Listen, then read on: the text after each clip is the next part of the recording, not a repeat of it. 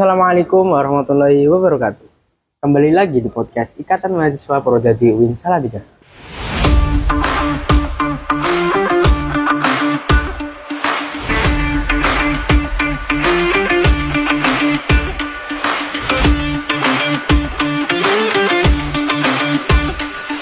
Pada podcast kali ini, kita akan membahas tentang dunia keorganisasian. Kita akan membahas tentang apa itu organisasi dan bagaimana kehidupan organisasi di kampus UIN Salatiga. Untuk itu bersama saya Muhammad Syarif Hidayatullah dan saya tidak sendiri di sini tentunya. Saya akan ditemani oleh narasumber kita yang sangat luar biasa dan beliau juga sudah sangat berpengalaman dalam berorganisasi di dunia perkuliahan. Untuk itu, marilah kita sapa narasumber kita. Kita persilakan untuk perkenalan terlebih dahulu. Silakan Mbak Revi. Oke. Perkenalkan, saya Revi Eka Pratiwi dari Dimisioner Imadisa Angkatan 2020. Nah, langsung saja nih, kita akan masuk ke pertanyaan yang pertama. Sebelum kita masuk ke dunia organisasi nih Mbak Revi, sebenarnya kayak gimana sih kehidupan perkuliahan di kampus UIN Salatiga itu? Kehidupan perkuliahan di kampus itu bisa mencakup dalam akademik dan non-akademik. Dalam akademik contohnya kita melakukan kegiatan pembelajaran selama perkuliahan, penugasan, dan ujian. Untuk non-akademik sendiri, itu mencakup ada kegiatan organisasi, ada pengembangan diri, dan ada ekstrakurikuler. Seperti itu. Jadi untuk tipe-tipe mahasiswa tuh ada akademik dan organisasi ya Mbak? Iya. Kalau Mbak Revi sendiri ini masuk ke tipe yang mana Mbak? Tipe yang dua-duanya. Dua-duanya. Jadi 50-50 lah ya Mbak? 50-50, harus seimbang. Nah setelah tahu gimana kehidupan suasana kuliah di Salatiga, menurut Mbak Revi sendiri penting atau enggak sih seorang mahasiswa tuh ikut organisasi kampus? Menurut saya itu sangat penting karena di dunia kampus kita tidak hanya belajar terkait dunia pendidikan saja, tapi di kampus itu kita belajar tentang kepemimpinan, kerjasama, dan mempersiapkan diri di dalam dunia kerja. Tapi nih ya Mbak, kadang permasalahan umum di organisasi itu seorang mahasiswa yang mengikuti organisasi kampus kadang tuh susah untuk menyeimbangkan antara kehidupan perkuliahan dan kehidupan keorganisasian. Itu menurut Mbak Revi sendiri ada solusi sendiri nggak Mbak untuk mengatasi hal tersebut? Biasanya hal seperti itu karena dia belum mempunyai skala prioritas. Dia mengikuti organisasi karena hanya ingin, tetapi tidak memikirkan, oh ini akan berdampak tidak dengan kuliah saya. Jadi antara skala prioritas kuliah dan organisasi itu belum bisa membedakan mana yang lebih penting. Sebelum mengikuti organisasi itu, sebaiknya kita membuat jadwal terlebih dahulu dalam 1 pekan. Membuat jadwal entah rapat atau kegiatan-kegiatan yang ada di organisasi tersebut. Kebanyakan mahasiswa itu salah manajemen waktu. Oh, ini kegiatan di kampus ada kegiatan seminar. Terus karena saya sebagai panitia, jadi nggak ikut perkuliahan. Padahal di sana dia tidak sendiri, dia ada temannya. Jadi dia sebenarnya bisa mendelegasikan orang lain untuk mengganti dia terlebih dahulu sebelum melakukan kegiatan. Oh, jadi tetap kita harus melihat prioritas terlebih dahulu ya. Iya, skala prioritas. Ketika kita sedang dibutuhkan di organisasi, kita bisa mengutamakan hal tersebut. Ketika kita bisa ada pengganti, bisa mengutamakan perkuliahan. Iya, karena tujuan kita di Salatiga untuk apa? Untuk kuliah. Yang paling utama itu kita untuk kuliah. Organisasi itu hanya sebagai jembatan untuk kita mengasah soft skill kita. Karena dalam dunia kerja yang dibutuhkan adalah kerjasama, tanggung jawab, dan kepemimpinan, jiwa leadership. Jadi kita tetap harus bisa manajemen waktu sendiri ya Mbak. Iya. Tapi nih ya Mbak, kadang itu seseorang sudah dapat ilmu untuk manajemen waktu, cuman kadang susah untuk menerapkan hal tersebut. Mungkinkah kalau kita udah gagal menerapkan manajemen waktu, masih bisa jalan kedua-duanya Mbak? Masih bisa. Sebenarnya kalau kita merasa bahwa ada kekurangan dalam diri kita dalam manajemen waktu, kita bisa sharing ke teman kita. Kita minta masukan kepada teman kita bagaimana cara menjalankan manajemen waktu yang bagus. Jadi skala prioritas dan manajemen waktu itu berdampingan. Kalau kita hanya tahu manajemen waktu, tapi tidak tahu skala prioritas, ternyata yang kita prioritaskan itu kurang tepat. Padahal manajemen waktunya sudah bagus. Itu. Jadi ada teman-teman yang dalam manajemen waktu itu kurang baik, tapi dalam organisasi dia sangat loyal, sangat pokoknya dia itu belum bisa membedakan kepentingan antara kampus dan organisasi. Jadi dia masih bingung untuk memprioritaskan yang mana, karena sebenarnya tujuan utama kita ke Salatiga itu untuk kuliah. Iya. Tapi kita selingi dengan adanya organisasi, jadi kita harus bisa pinter-pinter dalam memanajemen memilih prioritas kita.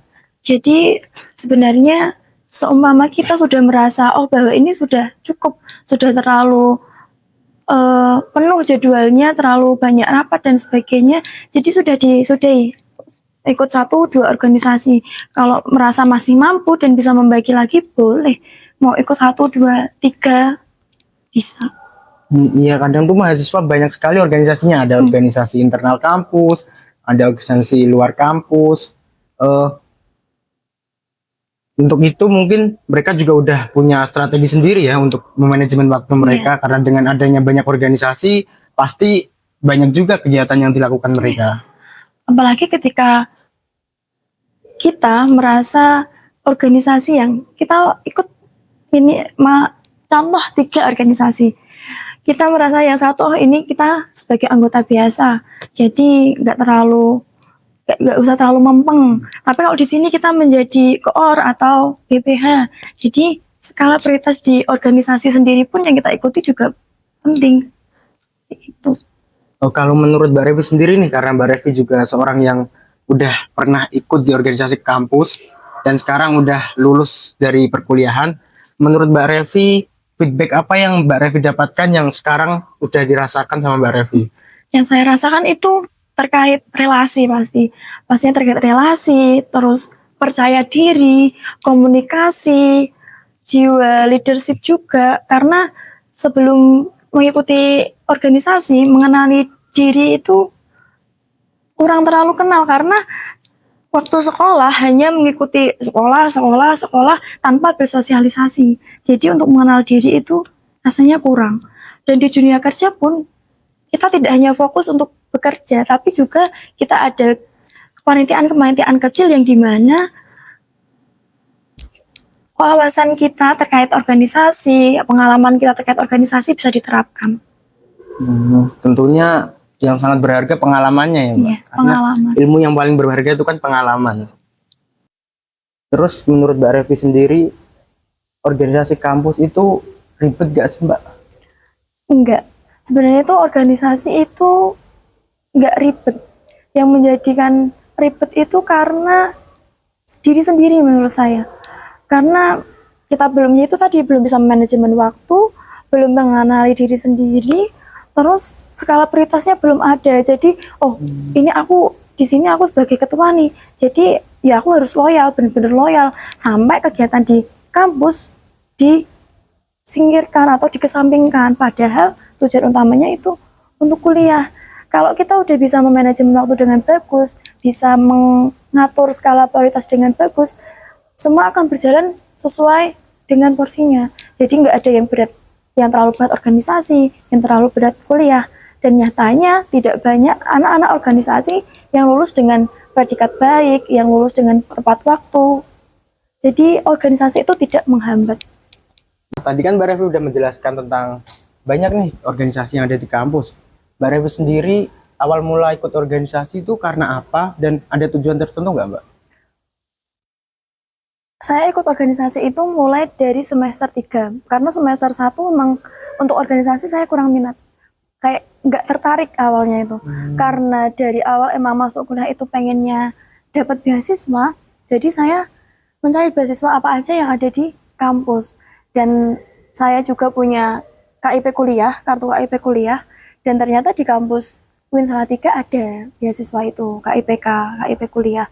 Saya daftar itu di semester 1, baru ACC semester 2, itu baru beasiswanya turun. Dan ternyata syarat beasiswa KIP itu harus aktif sebagai mahasiswa, enggak yang mahasiswa pulang berangkat pulang, Kupu-kupu. kupu-kupu, kuliah pulang. Tapi juga harus ikut organisasi, entah itu di intra atau ekstra kampus. Jadi kayak, oh ini loh mahasiswa KIP tuh nggak hanya di kampus aja, tapi di sosialisasinya juga bagus, di organisasi juga bagus, kayak gitu. Jadi awalnya itu karena syarat itu jadi tertarik untuk mencoba organisasi. Awalnya itu malah ekstra dulu di ekstra kampus, tapi karena dulunya kan mondok, jadi kayak ada organisasi Islam nih, tertarik, jadi ikut organisasi dulu, ekstra dulu. Tapi ternyata di luar prediksi, ternyata beda dari yang diinginkan. Terus dari awal mula itu karena teman-temannya juga ikut organisasi di intra kampus, ditawari lah ikut HMPS. Jadi waktu itu nggak jadi anggota, langsung jadi OOR, padahal nggak ada pengalaman. sebelumnya. Iya, nggak ada pengalaman. Untuk Mbak Revi sendiri ikut berapa organisasi semasa perkuliahan, Mbak? Di awal itu hanya pertama memang ikut IMADISA dulu. Pertama ikut organisasi itu IMADISA, habis itu baru ikut HMPS.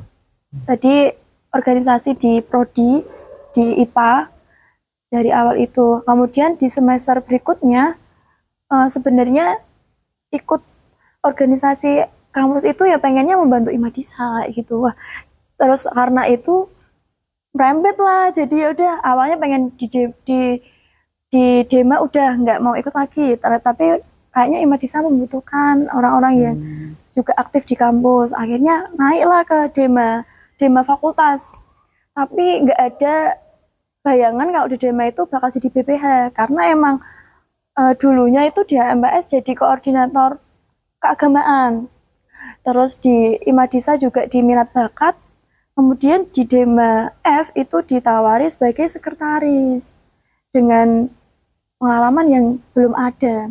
Tapi karena ya yakin aja kalau bisa diterimalah, dan ternyata di IMADISA juga jadi sekretaris. Jadi barengan sekretaris dua-duanya di dua organisasi. Dan di ekstra kampus juga ikutnya dua, yang satu organisasi Islam, yang satu Orda ini, kemudian di organisasi kampus. Dulu pernah ikut ITAKO, tapi cuma daftar aja. Kalau ngomong-ngomong soal awal Mbak Revi ikut organisasi nih, tadi kan karena adanya beasiswa. Di UIN Salatiga sendiri itu ada apa aja sih beasiswanya, Kak?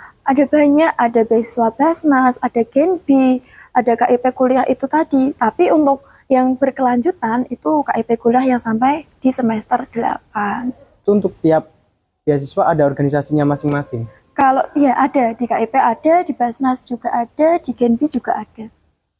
Jadi untuk awal ikut organisasi itu karena kebetulan ada organisasi daerah, Iya. IMADISA, jadi ada tempat tersendiri. Iya, karena dulu di waktu MAN itu kan kuliah sekolahnya itu kan di luar Prodadi, jadi kurang mengenal Prodadi, dan ternyata ada organisasi daerah, dan itu tertarik lah ikut organisasi daerah karena ingin mengenal daerahnya sendiri, dan dari situ mulai nyaman berorganisasi. Nah, jadi itu tadi sedulur-sedulur IMADISA, bahwasanya ketika kita ikut satu organisasi, maka kita akan bisa mengikuti banyak sekali organisasi lainnya karena kita sudah mendapatkan benefitnya. Nah, untuk kita akhiri sesi pertama kita, mungkin ada closing statement dari Mbak Revi untuk sedulur-sedulur IMADISA di luar sana. Karena kita sebagai mahasiswa itu sebagai agen perubahan, jadi manfaatkan waktu dalam masa perkuliahan itu dengan berorganisasi. Nah, mungkin cukup sekian dari kami untuk sesi pertama podcast IMADISA kali ini. Saya Muhammad Syarif Hidayatullah pamit undur diri. Wassalamualaikum warahmatullahi wabarakatuh.